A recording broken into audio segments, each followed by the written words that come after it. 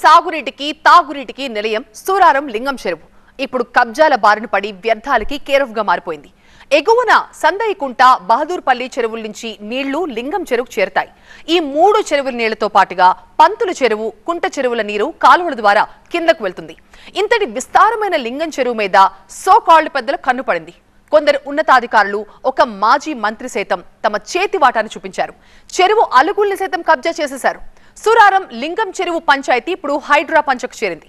మరి బుల్డోజర్లు గేరు మార్చుకుని సూరారం వైపు వెళ్తున్నట్టేనా? ప్రస్తుతం మనం సూరారంలో ఉన్నటువంటి లింగం చెరువు దగ్గర ఉన్నాము. ఈ యొక్క చెరువు పూర్తి స్థాయి విస్తీర్ణ 20 ఎకరాలకు పైగానే ఉంటుంది. కానీ ఇప్పుడు మనం చూస్తున్నాం కేవలం ఒక 10 ఎకరాలు మాత్రమే కనిపిస్తుంది. దీన్ని బట్టి అర్థం చేసుకోవచ్చు ఇక మిగిలిన 10కి పైగా ఎకరాలన్నింటినీ కూడా పూర్తి స్థాయిలో కబ్జాకు చేసినట్లు క్లియర్గా ఇక్కడ మనకు కనిపిస్తుంది. చుట్టుపక్కల ఉన్నటువంటి ఏవైతే బిల్డింగ్స్ కనిపిస్తున్నాయో అవన్నీ కూడా FTL బఫర్ జోన్లోకి వచ్చి పూర్తి స్థాయి నిర్మాణాలు ఇక్కడ చేపట్టడం జరిగింది. 5 చెరువుల గొలుసుకట్టు చెరువుగా పేరున్న లింగం చెరువు ఇప్పుడు 7-8 అంతస్తుల నిర్మాణంతో నిండిపోయింది. లేక్ వ్యూ అనే స్పెషల్ అట్రాక్షన్ ను చూపించి అపార్ట్మెంట్లు కట్టి లింగం చెరువును చెరబట్టేశారు. సగానికి పైగా చెరువును తినేశారు. ఇక్కడి కబ్జాకోర్లకు రెవెన్యూ, ఇరిగేషన్ శాఖతో పాటు GHMC అధికారుల నుంచి ఫుల్ టు ఫుల్ కోఆపరేషన్ ఉందట. దీంతో లింగం చెరువు బఫర్ జోన్ లోకి చొచ్చుకొచ్చేశాయి నిర్మాణాలు.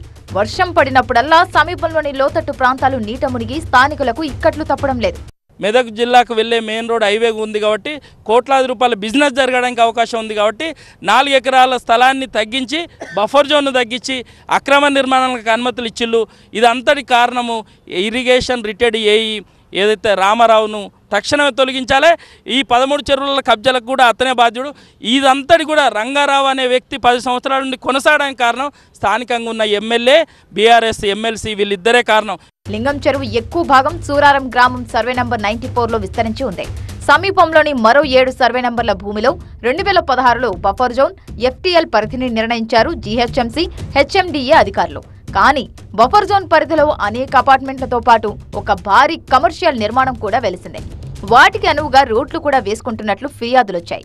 ఇది ఖచ్చితంగా ఇరిగేషన్ అధికారుల తప్పిదమే అని, గత ప్రభుత్వంలో పెద్దలే ఈ కబ్జాల వెనుక ఉన్నారని ఆరోపణలు వస్తున్నాయి. గత 40 సంవత్సరాల కింద ఇక్కడ విలేజ్ వాళ్ళు కూడా ఈ వాటర్ తాగేది. మరి ఈ యొక్క 2014 నుంచి మొన్నటి వరకు ఏదైతే ఇరిగేషన్ డిపార్ట్మెంట్లో కానీ ఇంకా మున్సిపల్ డిపార్ట్మెంట్లో కానీ అవుట్సోర్సింగ్ వాళ్ళు ఇరిగేషన్ డిపార్ట్మెంట్లో రిటైర్డ్ అయినాక కూడా ఈ యొక్క కంటిన్యూ చేయడమే ఈ యొక్క చెరువు కబ్జా కారణం వాళ్ళే, ఇరిగేషన్ డిపార్ట్మెంట్లే.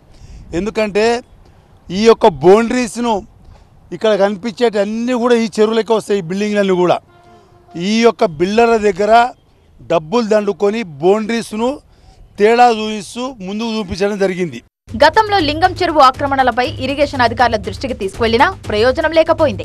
హైడ్రా రాకతో లింగం చెరువుకు పూర్వ వైభవం వస్తుందని ఆశిస్తున్నారు. ఇరిగేషన్ అధికారులు ఈ చెరువు కబ్జా కావడానికి మొదటి కుట్ర చేసిళ్ళు. 20 ఎకరాల పైన ఏ చెరువు కూడా 30 మీటర్ల బఫర్ జోన్ ఉంటుంది కాబట్టి ఈ నిర్మాణాలు అందులోకి వస్తాయి కాబట్టి 16 ఎకరాలకు నోటిఫై చేస్తూ ఈ చెరువుని వీళ్ళు FTL కెడస్ట్రల్ మ్యాప్ను అప్లోడ్ చేయడం జరిగింది. ఈ విధంగా చెరువు కబ్జాకి కాపాడుకోవాల్సిన ఇరిగేషన్ అధికారులే మళ్ళీ చెరువు భక్షించడానికి ఈ విధంగా FTL కోఆర్డినేట్స్ మార్చడానికి చెరువు ఎక్స్టెన్షన్ను తగ్గించడం జరిగింది. అదేవిధంగా ఏ రోజైతే ఇప్పటికి కూడా ఫిర్యాదు చేస్తున్నా కూడా జూలై 15వ తారీఖు GHMCలో ఫిర్యాదు చేసినాం, జూలై 27వ తారీఖు ఇరిగేషన్లో ఫిర్యాదు చేసినాం. అదేవిధంగా మొన్న 13వ తారీఖు రంగనాథ్ గారు కూడా మొత్తం కుత్బుల్లాపూర్కు సంబంధించిన మొత్తం 13 చెరువులపైన ఫిర్యాదు చేయడం జరిగింది. 22 ఎకరాలు ఉన్న ఈ చెరువు ప్రస్తుతం 12.5 ఎకరాలకు తగ్గిపోయి చిన్న కొలనులా మారి స్విమ్మింగ్ పూల్ ని తలపిస్తోంది. దాదాపుగా సగం చెరువు కబ్జాకు గురవడంతో ఇటువైపు కూడా హైడ్రా నజర్ పడే అవకాశం ఉంది. గతంలో ఉన్నటువంటి ఎవరైతే ఇరిగేషన్ అధికారులు ఉంటారో వాళ్ళని రిటైర్ అయిన తర్వాత కూడా మళ్ళీ కాంట్రాక్ట్ బేస్లో ఇక్కడ తీసుకొని వచ్చి ఇక్కడ పూర్తి స్థాయిలో కూడా ఇక్కడ ఉన్నటువంటి అన్నిటినీ అంటే బఫర్ జోన్లో ఉన్నటువంటి వాటిని కూడా ఇక్కడ అంటే కాంక్రీట్ వేసి కట్టించేటటువంటి పనులు చేస్తున్నటువంటి పరిస్థితి. మొత్తంగా కూడా చెరువుల్ని రక్షించుకోవాలి, భావి తరాలకి కూడా ఈ యొక్క సంపదను అందించాలంటూ కూడా చెప్తూ ఉన్నారు. విజయనిస్ట్ యూసఫ్తో కలిసి జ్యోతి టీవీ9 హైదరాబాద్.